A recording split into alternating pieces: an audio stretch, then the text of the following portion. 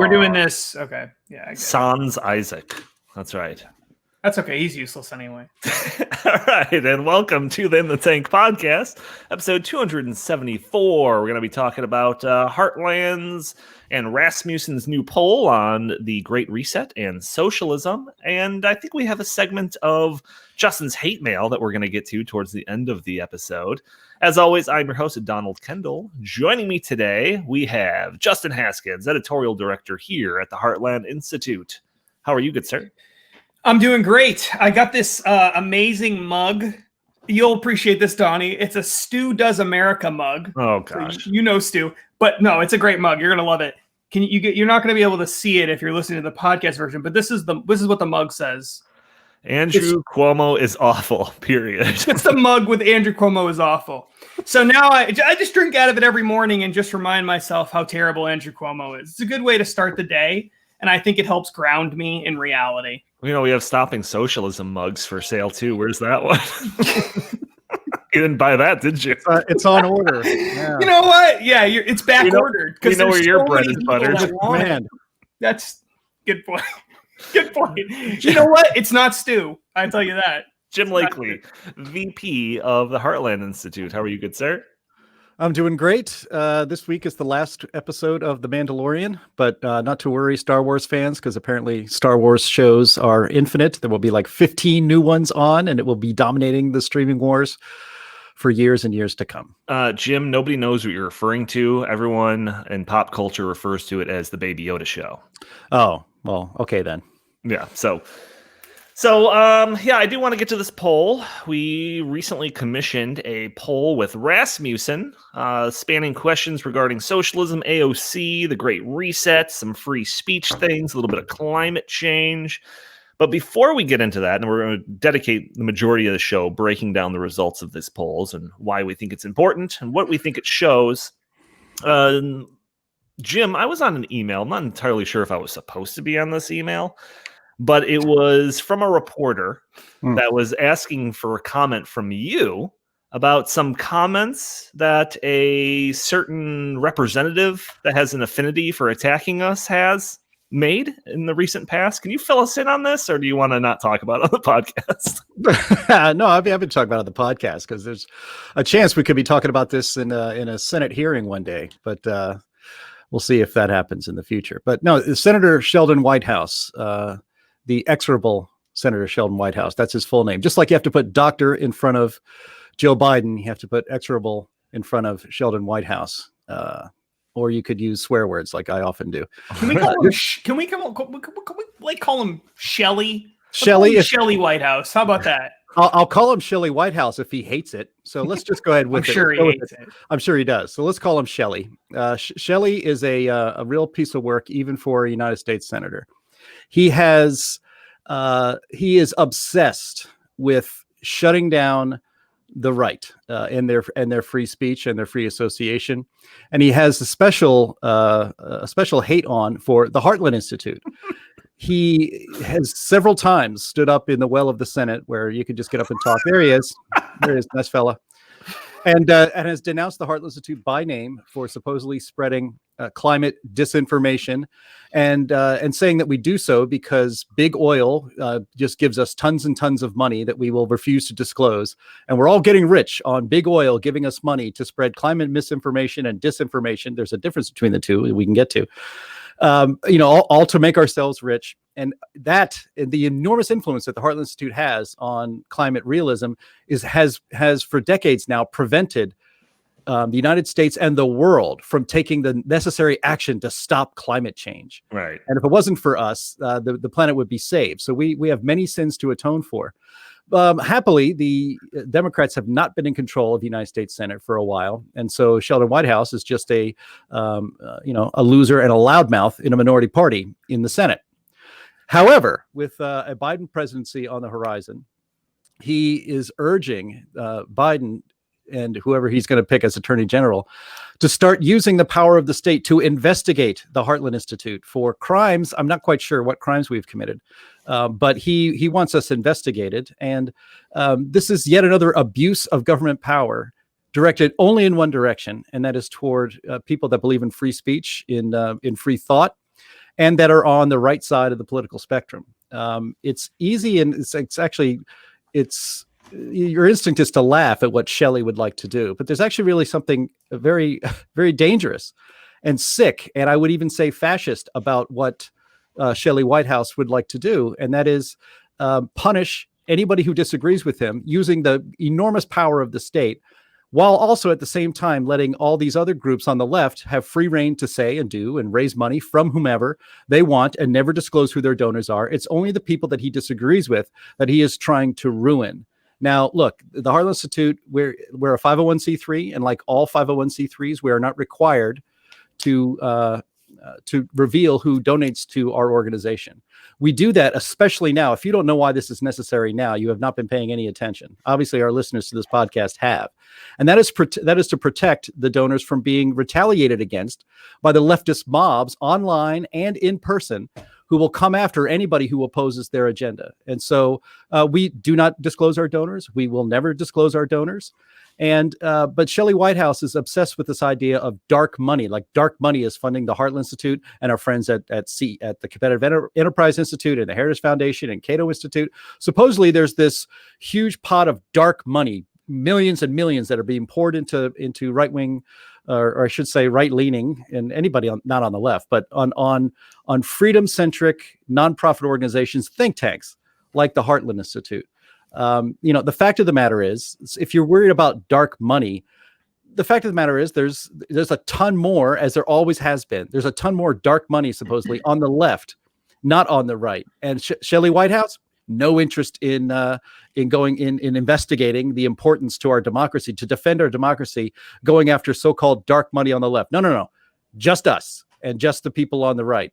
This would be a dangerous abuse of power if it is carried out. If the Senate races in Georgia go the Democrats' way, Shelley Whitehouse will have subpoena power and the ability, and he will do it immediately, hauling up organizations like ours to defend ourselves, I guess, for the right to just speak our minds, for the right to promote the work of scientists, PhD scientists, not fake doctors, real PhDs who have worked on the climate that disagrees with the leftist agenda. And so if your government is empowered to do that, that is chilling to free speech at the beginning, and it's much more dangerous than that down the line. I don't want to call in your biases into play here, Jim, but I'm pretty sure that mug that you were drinking out of has an Exxon logo on it. Oh no, it's the Steelers. Okay, never mind. Steelers, yeah. But you know what? Like, for all the attention that he gives us, like from a person, you're the VP of the Heartland Institute. Do you have like a secret, like whenever he says our name, because it's just like a testament to how impactful we are as an organization? Like, do you actually secretly get excited when he specifically calls us out? Be honest. Well, I mean, it's a grand compliment to the Heartland Institute and the work that we do that we bother him so much that he frankly thinks that we're dangerous to the leftist climate agenda. Right. And soon we are gonna be the number one educator and opposition to the Great Reset too. I'm sure he loves that and is going to have another reason to come after the Heartland Institute. Yeah, I mean, there's a party that should feel flattered by it, but the underlying mindset here is dangerous.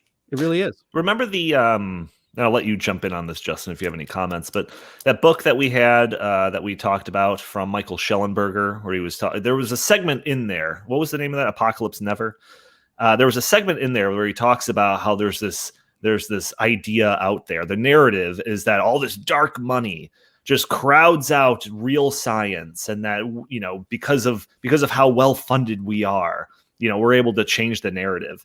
When in reality, and he points this out in his book, that the Sierra Fund and a couple of these other climate centric things have way more money, by magnitudes of 10 to 15 times as much money as we do, or some of our peers. So it's just this ridiculous narrative that we're just just paying for exposure of our ideas like this. The thing that I find so annoying about this is that if the argument is that money equals, the money being involved in the equation automatically means that whatever it is that you're saying or doing is wrong, right, then why not just look at what we're saying and doing and just deal with that? Why do you care where the money is coming from? That's the first thing. It's just a red herring argument. But B, you know who has more money than anybody else? You know, more money than anyone else on the whole planet. You know who it is? George Soros. No, not George Soros. It's the federal government of the United States of America. They've got more money than anybody.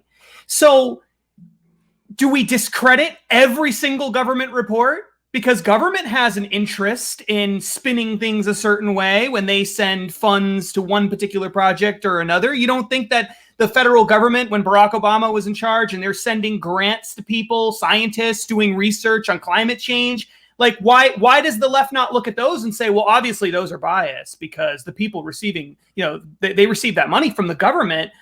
The government had a political agenda, and obviously there's a connection between these two things. They don't ever do that. They only do it when it's our side receiving money. That's the only time they get upset about where the sources of funding come from. And the reason why they're able to get away with this is because they control all the institutions in society. So it's very easy for them to say, well, so-and-so is getting all of this dark money. And this dark money is causing them to say things that they know isn't true. They know it's not true, but they're saying it because they're getting all this dark money. But they never have to answer those same questions. Why? Because they control all the institutions. So all this is, the only reason they want to know who donors are to any organization is so that they can use the power of their institutions to attack them, because they know that we can't do the same thing. It's not like we have the New York Times and Washington Post and all these other people writing articles about all the dark money on the left. No one ever talks about that. So they get to use this as a hammer against us. And if they knew who our donors are or the donors of any of these organizations are, who they disagree with, they would ruthlessly attack those people. They would use all their institutions, all their institutional power to ruthlessly attack them, and they would not do it for themselves. If the situation were reversed and we controlled all the institutions, meaning the pro-liberty free market people controlled all the institutions, they would be totally opposed to this. They would be complete opposition to it. The only reason they support this whole idea is because it benefits them. They know that if they have the ability to attack people who are giving money, that the left will do it, that they attack people, frankly, for a lot less than that. Right. And that they will absolutely think about the boycotting and stuff they do of businesses just for advertising on television networks. Can you imagine what they would do to people, individual donors? I have a cabinet full of Goya cans just because of that. So I'm sure you do, because you love Goya. I know. But my larger point is, I just think that ultimately, at the end of the day, this is nothing more than an attempt to silence opposition. Oh, no doubt. Not based on any principle at all. There's zero principle involved in this. Well, there's a chilling effect to it too, Of course. Exactly. Yeah. I mean, this again, he wants the Department of Justice under Biden because he figures he's not going to get the Senate and not have this power. But he wants the federal, the most powerful law enforcement arm of the federal government to investigate the Heartland Institute. For what? For what? I mean, that's a Department of Justice investigation is crimes. It's to find crimes and punish criminals. What crime has the Heartland Institute committed? Zero, obviously. None of us individuals through the organization or the organization has committed. There's not even a hint. There's not even a suggestion that there are any crimes. The idea to even ask that, even though, I would say maybe 50-50 shot that the Biden Justice Department would end up trying to investigate Heartland for some reason. But the idea is, again, you said it, Donnie, is to chill free speech. You just start to internalize the idea. This is scary. This isn't worth it. Maybe I should moderate what I say. Maybe I should say, less things. Or even maybe I shouldn't say this thing. Donors are afraid of being outed in the future if they do get all of this power. Maybe they second guess putting any money into an organization like us this year around. Yeah, even though we'll go down. We'll go to jail before we would disclose our donors because that's how important the privacy is. But it is to drive donors away because they think, well, what would happen? Maybe Heartland would reveal all the donors just to get the government off their back. We wouldn't. We would never, ever, ever do that. But a donor, just have to take our word for it. This is to put doubt in the minds of people who would like to support free markets and liberty Oh, and our work on environment. And then the third thing is to otherize all these organizations or people that disagree with leftist dogma. And so if you just can, this is Alinskyite tactics, right down to the letter. That's what this is intended to do. You may not think you're going to win. You may not think it's actually going to have any immediate results, but the negative effects of these things are long term, and they think the long game. The left always thinks the long game, and that's why. Again, these kinds of burdens are never put on people on the left or the government, as you said, Justin, because they're the establishment. They never have to worry about this stuff.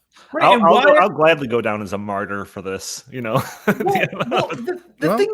thing that killed me is, why would anyone? It's just so stupid, and this is a contradiction that exists. It's a complete enigma for me.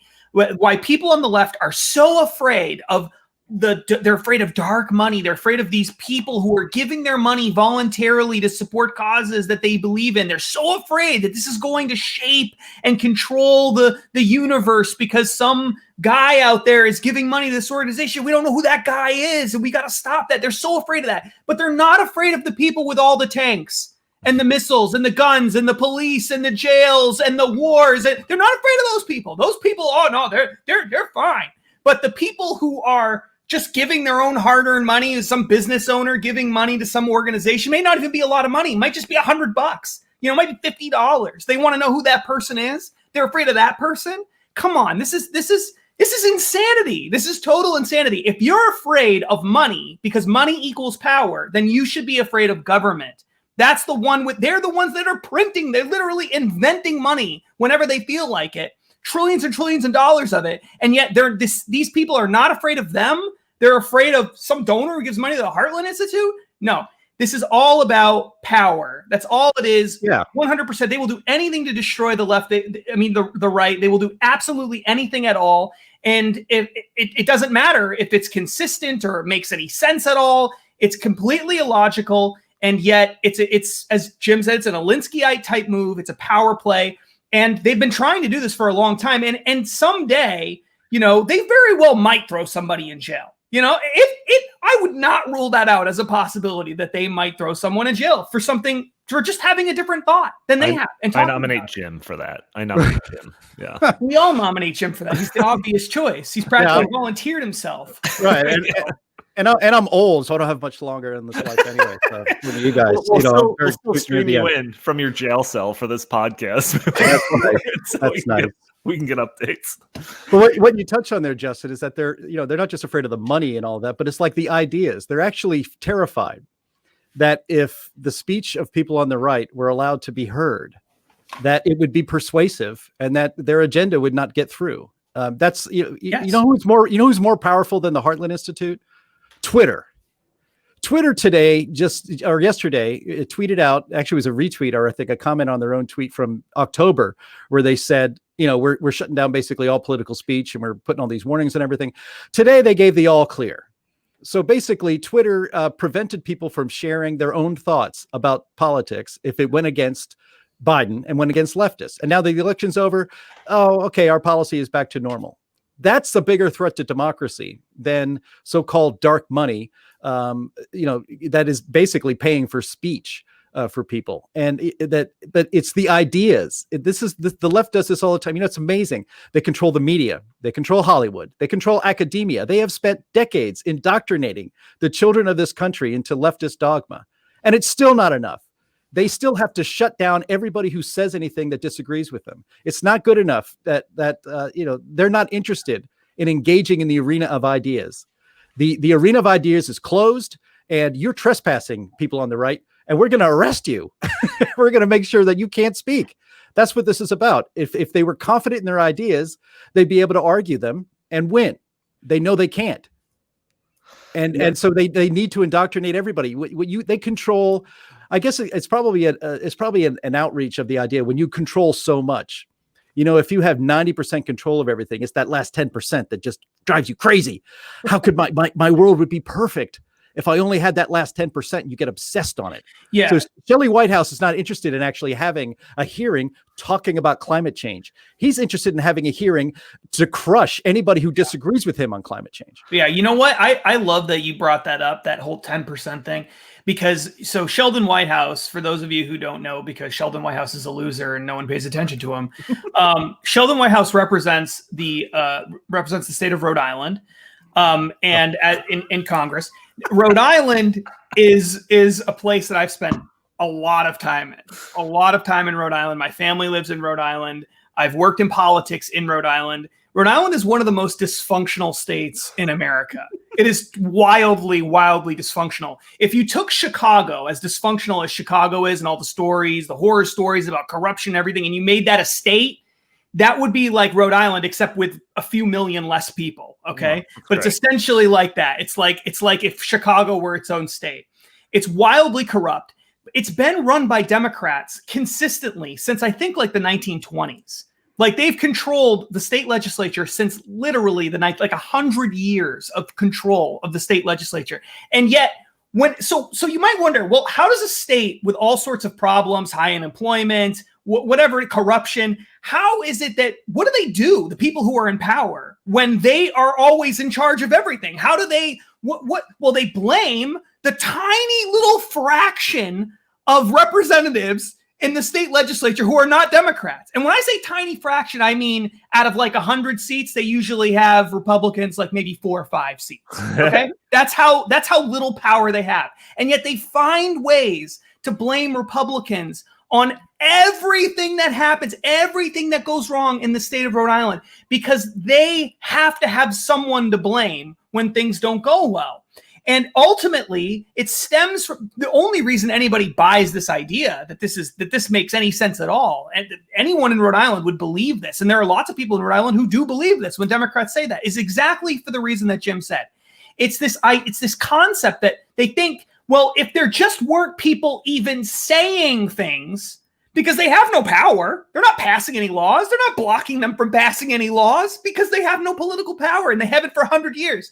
But if we could just stop them from talking, if we could just get them out of there entirely and just stop them from saying anything at all, well, then all of our problems would be solved because everyone would agree with us. It's these disinformation, misinformation people, the fake news people. They're the problem. It's those people. They're tricking all these other people into believing things that stop our ideas from becoming popular. The thought never occurs to them that maybe people don't like their ideas. Maybe their ideas don't work. That can't possibly enter into the equation. And so instead, they have to blame the minority in society for everything that goes wrong. And this is not just a thing that happens in Rhode Island. You can find this anywhere. This happens throughout the course of human civilization.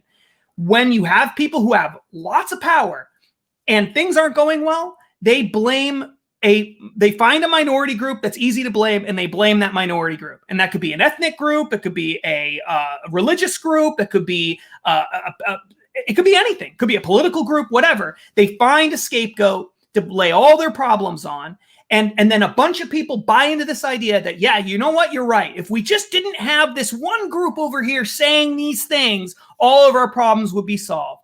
And that is a thread that has run through leftist thinking forever. And it never runs through people on the right. That is never part of people who are truly conservative or libertarian on that side of the spectrum. We never think that way. There's never been a day in my life where I wake up and I say, you know what? Boy, I just wish I could just silence every single Democrat, every single liberal. And if they say something that I think is wrong, I'm going to put them in jail. Boy, I wish that I could have. That doesn't enter into my mind. It's not part of my ideology, but it is part of theirs. Yeah. Not everyone, but a certain segment of them. And you see it run through all of these things that they're doing. And it's only getting worse over time. It's not getting better. It's getting worse in this country. And this is just more proof of it. Yep, well said. Well said.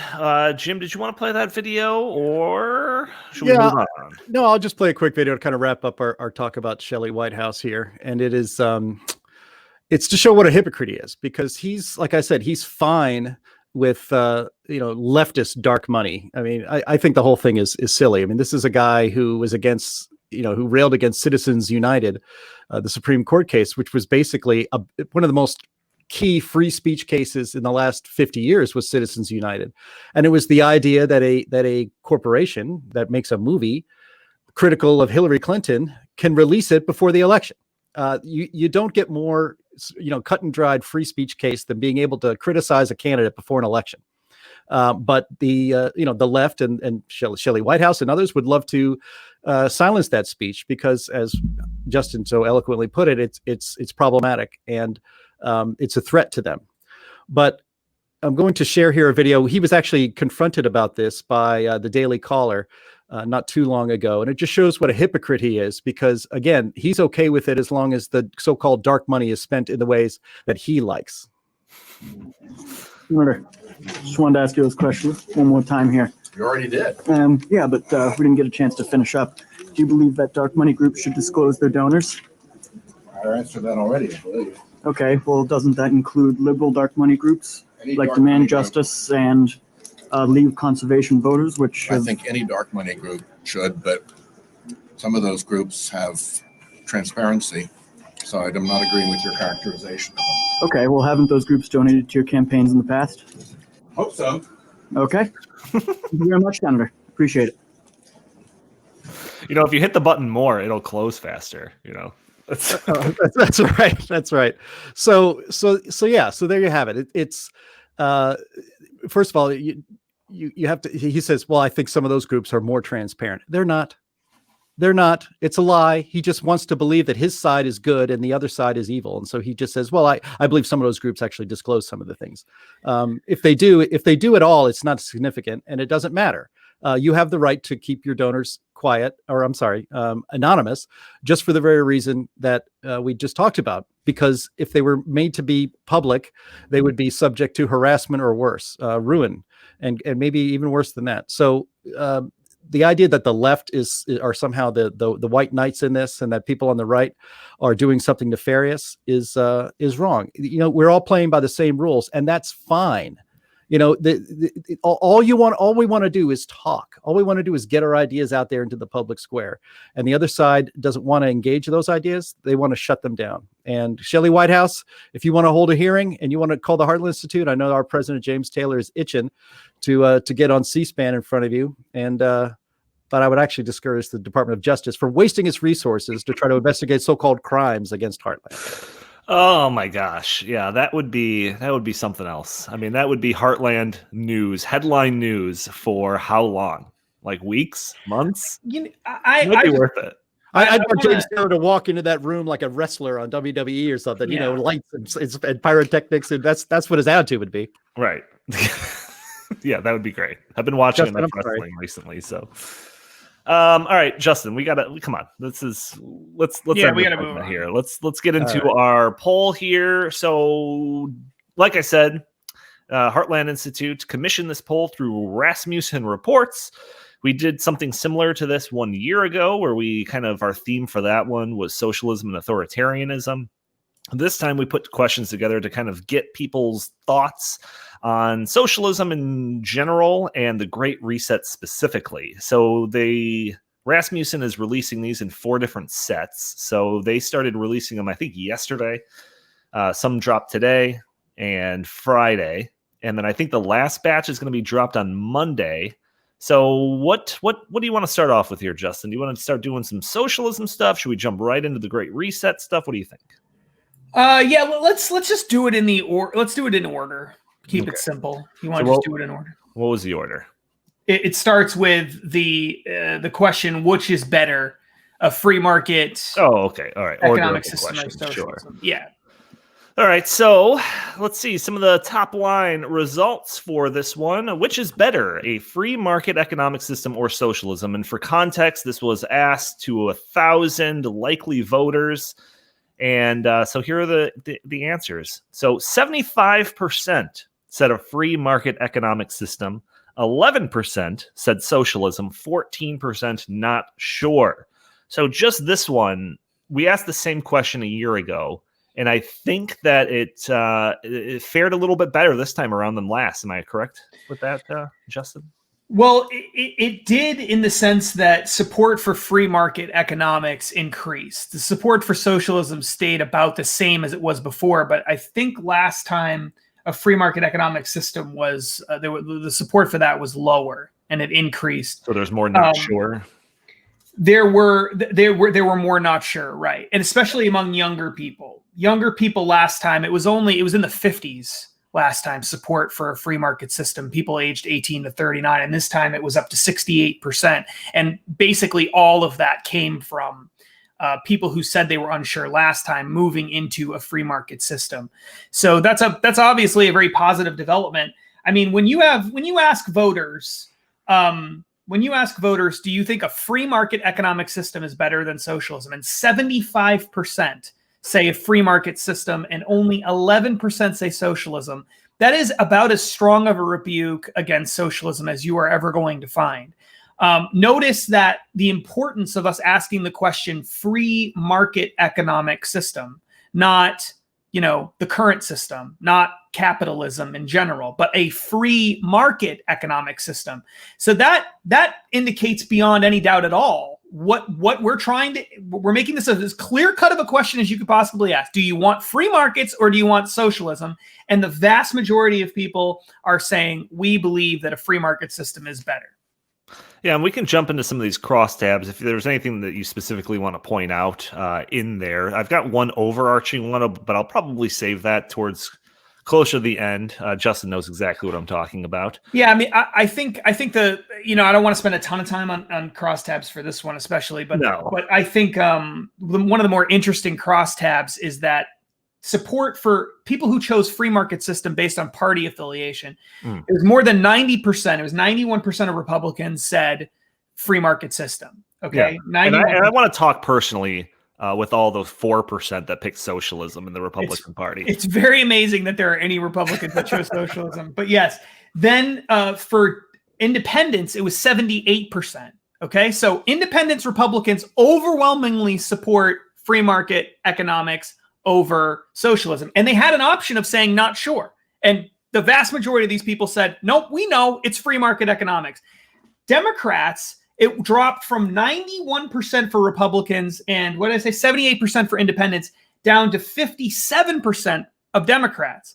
But even that, which is bad, okay, but even that is a majority. It's a majority of even Democrats, though, say that. So really, when you think about it, I mean, there's really not any demographic that overwhelmingly wants socialism. Not even Democrats, not even liberals. People identified as liberal. It was 52%. So even they chose free market economic system. So this is not a popular idea. It just isn't. It's more popular among younger people. It's becoming more popular, and that's what makes it so dangerous. But it's still not a popular idea here in the United States. I have a question though, looking at the crosstabs. I know we want to move on, but it's interesting when you broke it up by party, Justin. Democrats, the largest demographic or largest grouping of people that said they were not sure which was better were Democrats. 24% of Democrats said not sure. So, while only 57% of Democrats said a free market economic system is preferable and 19% socialism, the fact that 24% don't really, can't really tell the difference or can't really choose between the two, I think is kind of troubling. Yeah, they're like, are you talking about Venezuela or when they talk about these Scandinavian countries? Because I'll change my answer depending.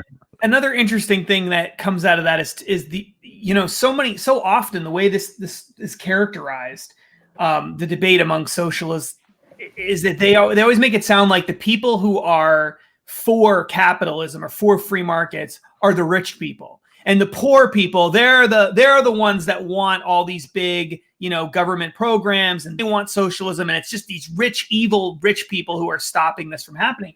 But when they asked people what their income was, and you look at support based on income, the group most likely to say that they would favor socialism was the group that made the most amount of money. It was people who earned $100,000 or more.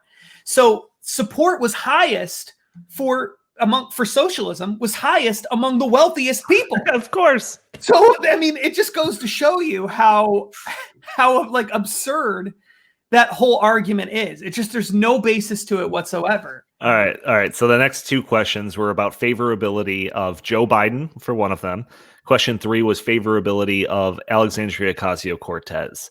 So we had it broken down: very favorable, somewhat unfavorable, very unfavorable, not sure. So out of likely voters, very favorable for Joe Biden, 32%, compared to AOC, 18%. And the one crosstab that I thought was most interesting in this one was the party breakdown, the Democratic Party, where it said 61% of Democrats had a very favorable opinion of Joe Biden, where only 34% had a very favorable opinion of AOC. It's like 50%.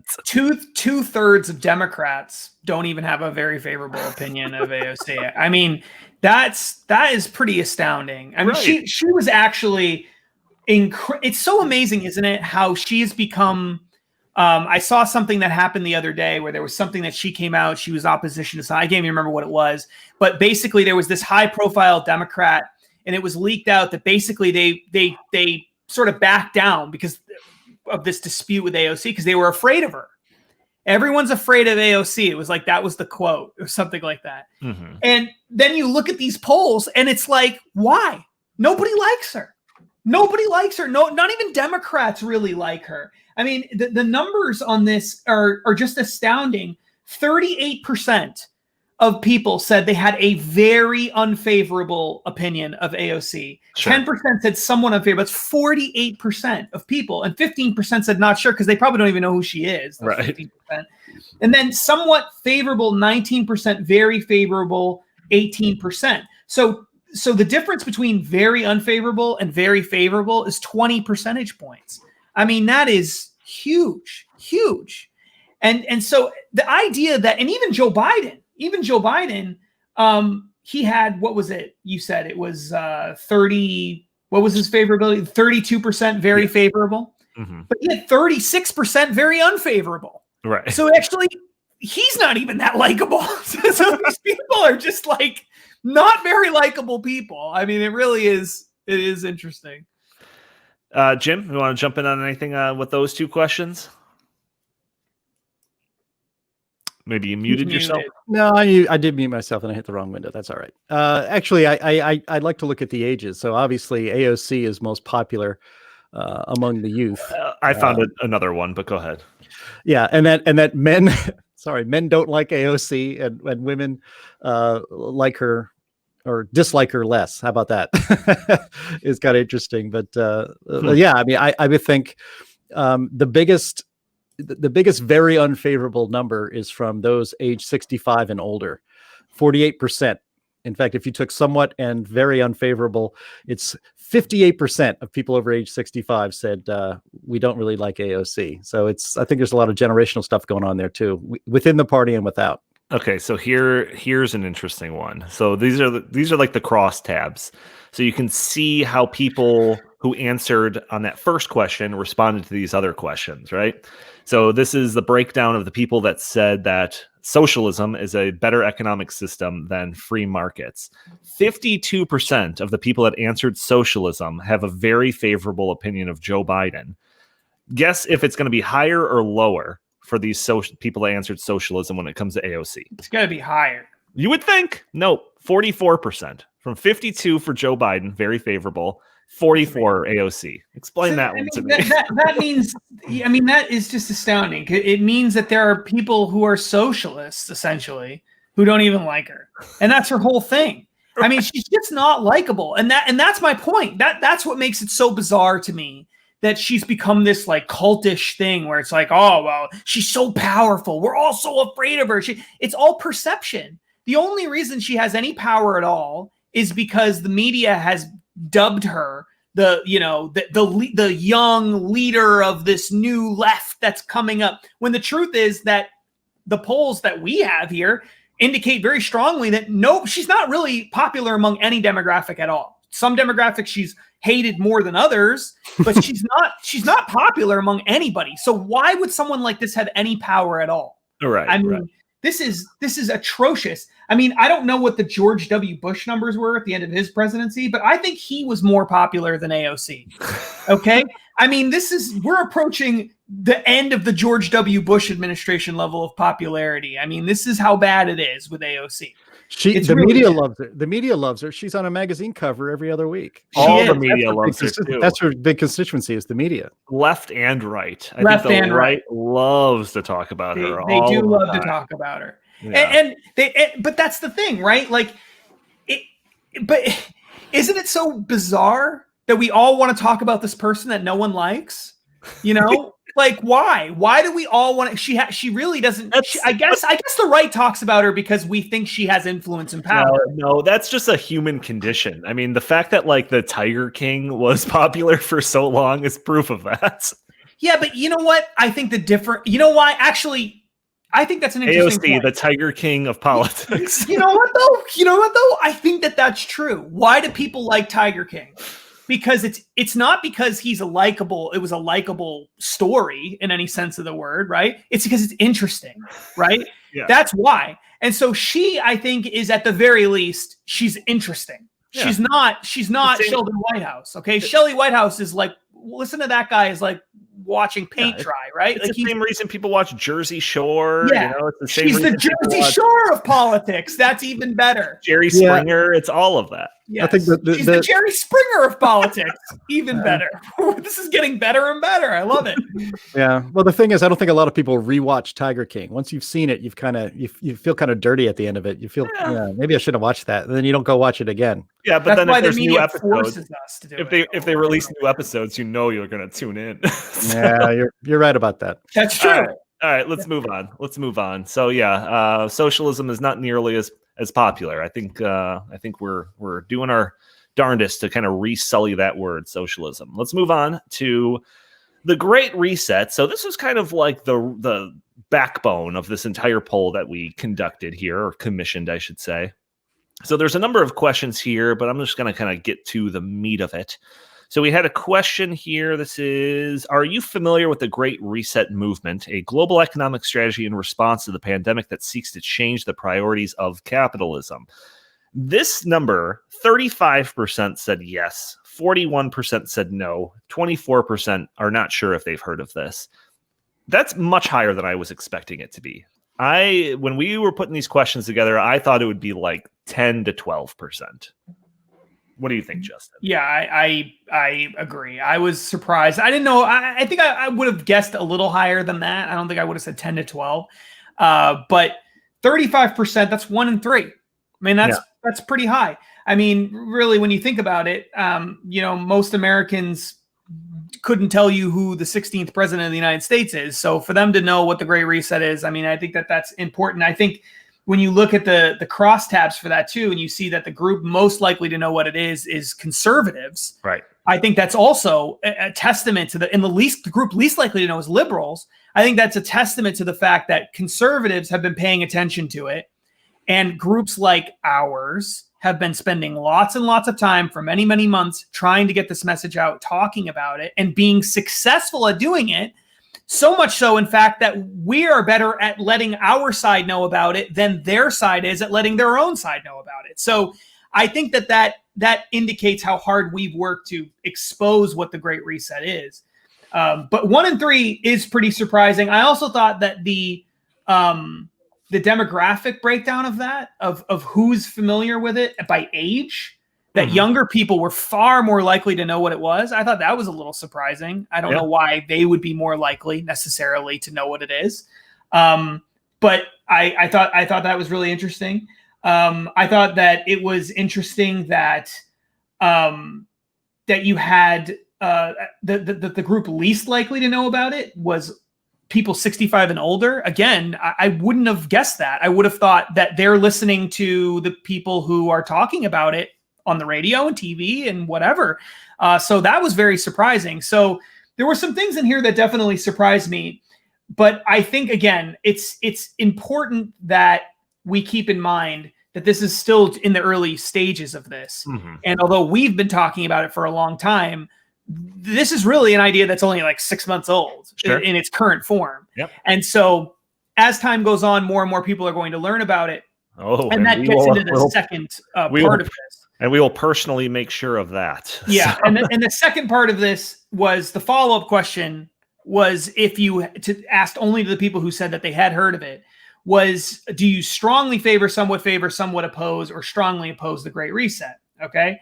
Now, of the people that said they had heard of it, only 22% said they strongly favor it. 43% said they strongly oppose it. Mm-hmm. That is a more than 20 percentage point difference. 20% said somewhat favor, 10% said somewhat oppose. So 53%, a majority of people, said that they oppose, somewhat oppose, or strongly oppose the Great Reset when they know what it is. So what that means is when people know what it is, they don't want it. Right. So again, if we can just explain to people what it is, let people know that it's happening, first of all, explain to people what it is, they're going to oppose it. That's what these poll results show. Yeah, and we get even more to that point with some of our future questions. Yes. But I think this will be the time that I point out my favorite crosstab between last year and this year, when there's a question that breaks down, where is your employment? Okay, so it's got entrepreneur, private company, retired, other, and you work for the government. And I've pointed out this last time around that all of the worst responses, percentage-wise, come from one of those, and it's government employees. So specifically with the socialism one, that first question, 21% of government people that worked for government said that socialism was a better economic system than compared to 11 free markets. 11% of all people. Right, 21%. Yep. I think there's only a couple of them that are higher than that, but none of them in employment. And then when we go down to these Great Reset questions, where was it? Okay, yeah, 52% of government employees supposedly had heard about the Great Reset. That's much more than any of the other ones. And then of those 52% of government people that work for the government that know what it is, 70% either have a strongly favor or somewhat favor the Great Reset plan. So that blows away any other demographic across the board. Yeah. Government, it's just and it's 50% was strongly in support. 50% strongly. Strongly support it, which just in and of itself, just that 50% strongly supporting it is more than every other group when you add strongly support and somewhat support combined, and you combine those two. Oh, yeah. So there are more people who strongly support the Great Reset working for government than there are anyone who supports it at all in any other demographic. I mean, that shows you how much support this thing is getting from people who work from the government. It's amazing. It's pretty incredible. All right. So then we had a list of questions that had to do with specific things that compose the Great Reset plan. So we had a number of questions that says, how influential should international institutions like the United Nations, the World Economic Forum, the International Monetary Fund be in, like, so one of the questions is reducing economic inequality in the United States. Next question was addressing crafting U.S. policy meant to address climate change. Then the third one was creating regulations governing United States businesses. And none of these questions did particularly well. Like, not a whole lot of people grant that that international institutions like these should really have that much of a say when it comes to these policies. Yeah. But of course, the government, if you're working for the government, you are more susceptible to wanting the UN to craft policy for the United States.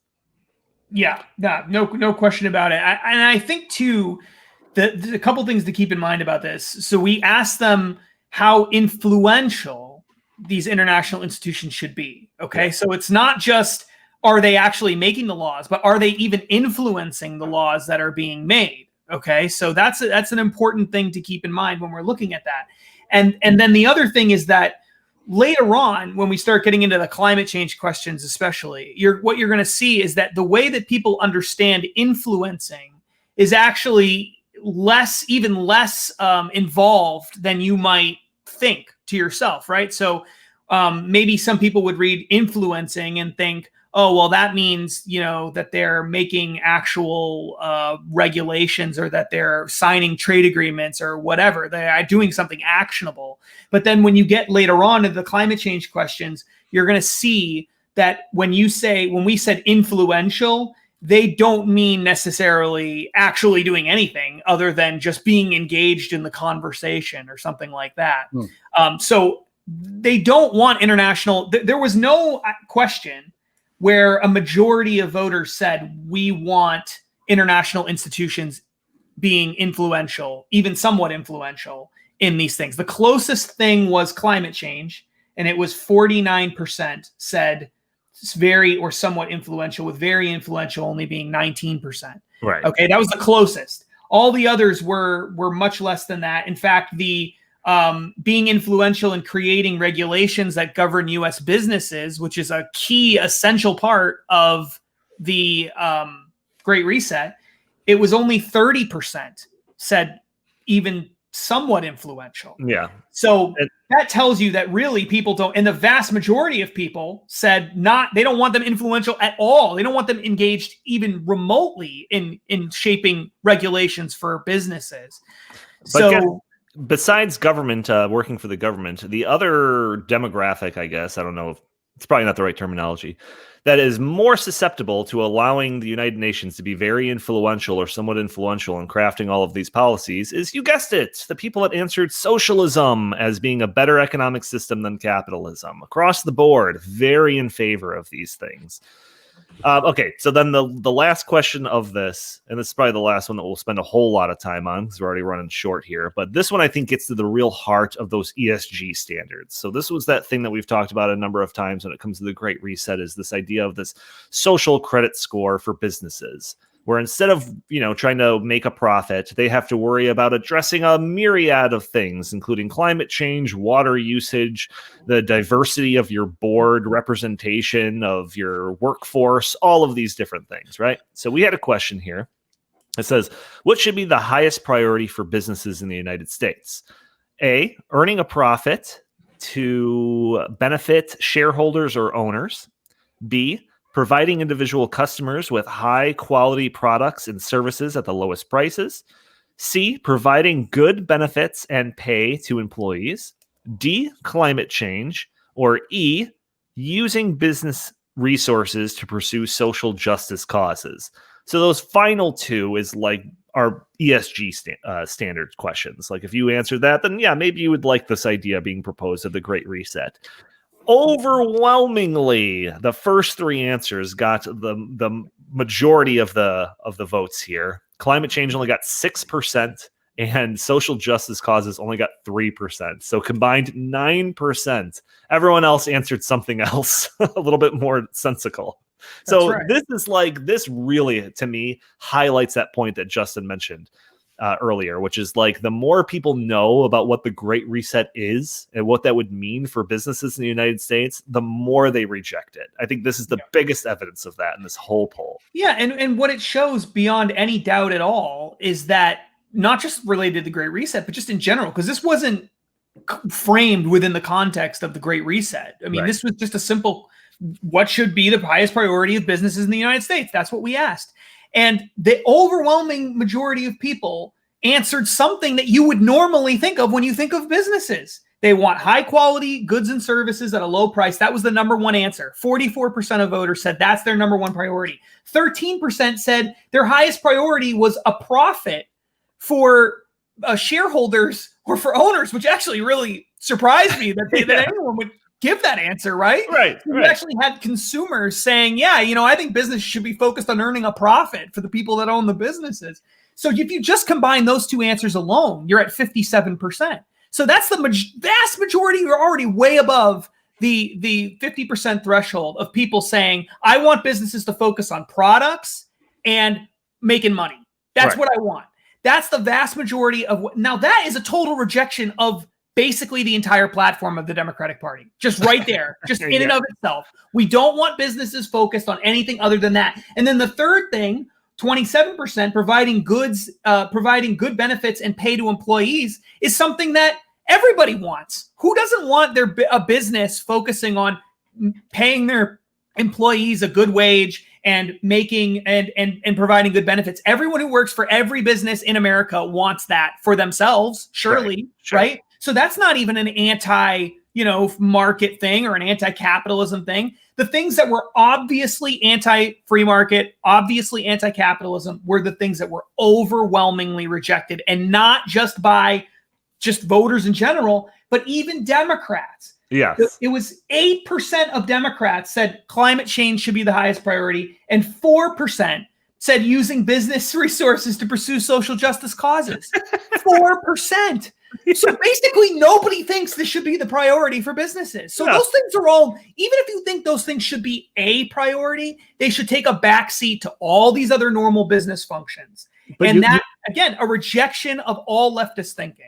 You wouldn't know that by looking at commercials on TV. Some of these businesses and some of the things that they're doing, sponsors of the NFL and all that stuff, they're all going woke. They all think this is actually entirely flipped on its head. They think social activism is the most important thing a business can do, or at least publicly express. That's why I find it so funny, is that the public is rejecting this, or they don't care. At the very best, they are apathetic to it. And yet our culture and our business culture, even in this country, acts like, social justice and social causes is the most important.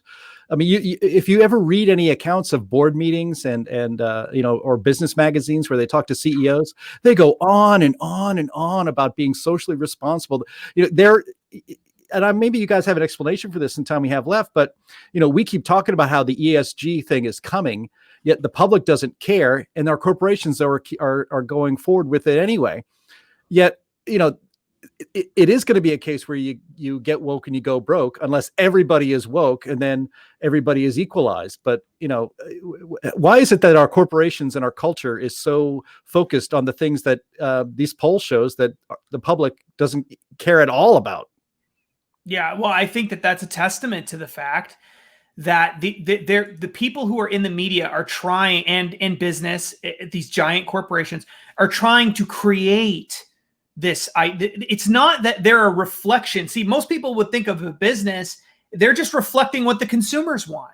And see, that's not true anymore. It is for a lot of small businesses, especially, but for these big, gigantic corporations that are in bed with the World Economic Forum and the United Nations and big government and all this stuff, that isn't true anymore.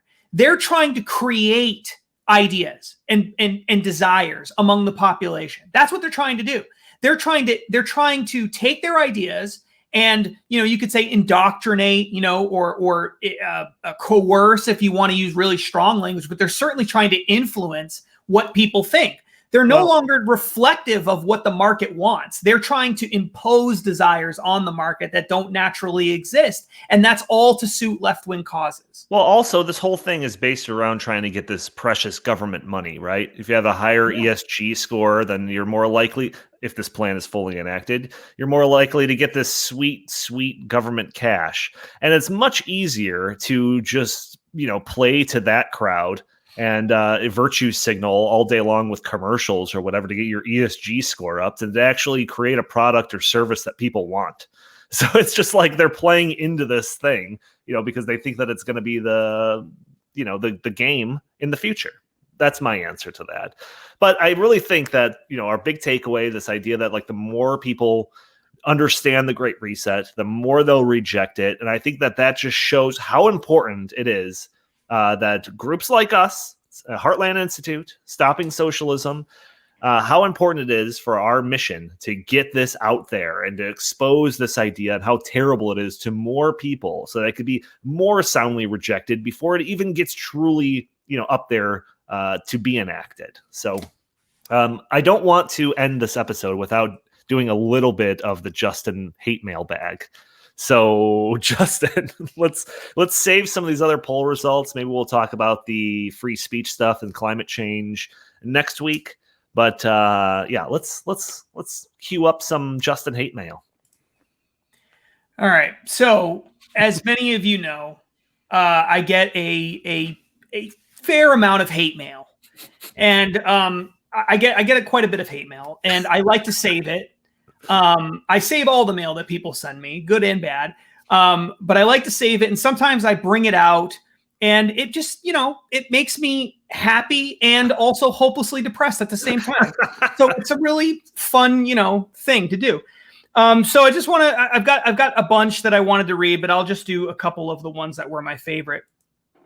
This one was this is pretty standard hate mail. This is the normal Justin's hate mail. So people can get a sense of what I get. This is from a person, I'm not going to give their name, at roadrunner.com, which is a fine email service, I'm sure.